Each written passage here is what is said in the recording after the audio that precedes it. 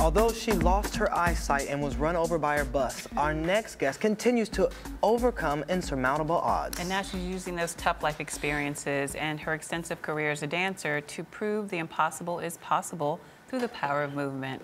Here with more on her organizations, the Victory Dance Project, and sweet enough, is Amy Jordan. Welcome to the show. Hi, thank you. Thank you so much for being here. Thanks for having me. So you studied classical ballet, jazz, modern dance, and hip hop, all these forms of dance, but then you were legally blind. What happened? Why did you go blind?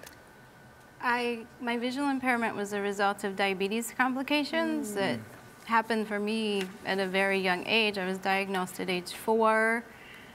As a teen, you know, who wants to have to be different? So I didn't manage the diabetes. I ate what I want. I had an eating disorder, and that series of events caught up to me when I was in Los Angeles, California, studying with these amazing choreographers, and I ended up having a lot of surgery and losing all of one eye and part of the other. Oh, no. So I'm still able to see, but obviously my performance career, it was done.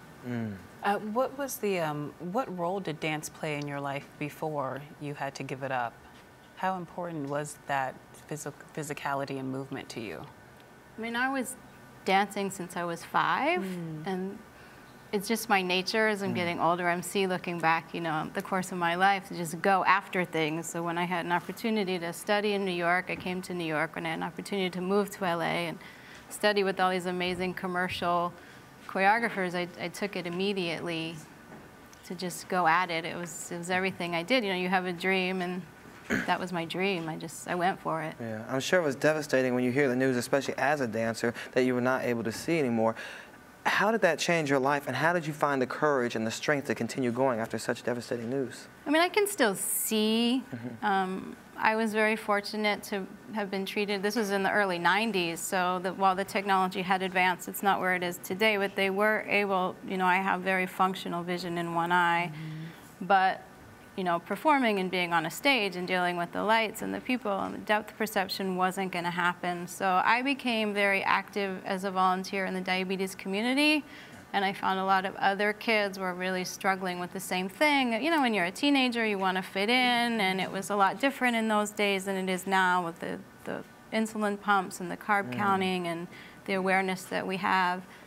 So I became very active working with youth and using my training of, you know, dance and theater and the arts is really a community building activity, and it was really able to support kids in something that was cool. So and then they you weren't started so Sweet Enough isolated. as well. That's where after Sweet that. Enough came from. Oh, great. And talk to us about the Victory Dance Project. Yes. Victory Dance Project. I was run over by a bus in 2009, and wow, I didn't expect to get so emotional. Sorry. And when I was in the ambulance, you know, I couldn't feel my leg, and I thought, is it even attached? And my first thought isn't even like, am I going to live or die? But oh my God, I'm never going to dance again, because I was still taking class and choreographing at that point. You know, this was much later. This was 5 years ago, 6 years ago. And I just kept thinking, Victory Dance, those words came to me. So last year, I thought, I'm gonna have a show. And because I had been at such a high level as a dancer, I have friends who are very high level working dancers, Broadway dancers, and I called them up and I said, hey, do you have some friends that want a gig? And lo and behold, I had this company of like these amazing, I mean, they're so amazing concert dancers. So we're the Victory Dance Project, and you know, they're so extraordinary. They're just really, it was really birthed on the night of my accident 6 years ago. So who knew? Like, so out of that tragedy came a huge triumph. That's incredible. And now you're changing lives through the program. What do you hope the program will do? And tell us about your celebration that's upcoming. Our 1 year anniversary is June 3rd at the Ailey City Group Theater. You're all invited. Yeah. Please come. Fantastic. We're honoring icon Renee Robinson. You know, she was the Yes. principal dancer with the Ailey Company for 31 years. I'm so honored with our Artists for Peace Award. And you know, the mission of the company is really to make the impossible possible with the power of movement, because obviously my right leg was nearly amputated and has been completely, literally rebuilt. I mean, New York Presbyterian Hospital and Hospital for Special Surgery, I will forever like be their poster child, like spokesperson, because what they did you know, having diabetes on top of an injury of that magnitude, like the likelihood of like my walking, nonetheless, like choreographing was so just off the chain. So, you know, the company is really about proving that anything's possible, and a lot of the work is really done towards, you know, the power of the human spirit and living up to your highest capacity. We want to make sure everyone can learn more about it. Where can they go to learn more about the organization and buy tickets?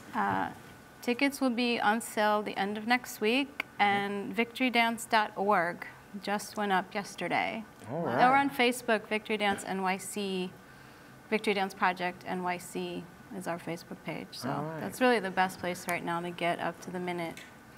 Well, continue the great work you're doing. Thank you guys for being such an inspiration. Oh, Yes, come victory, victory, There you go. They're so beautiful. Thank you again.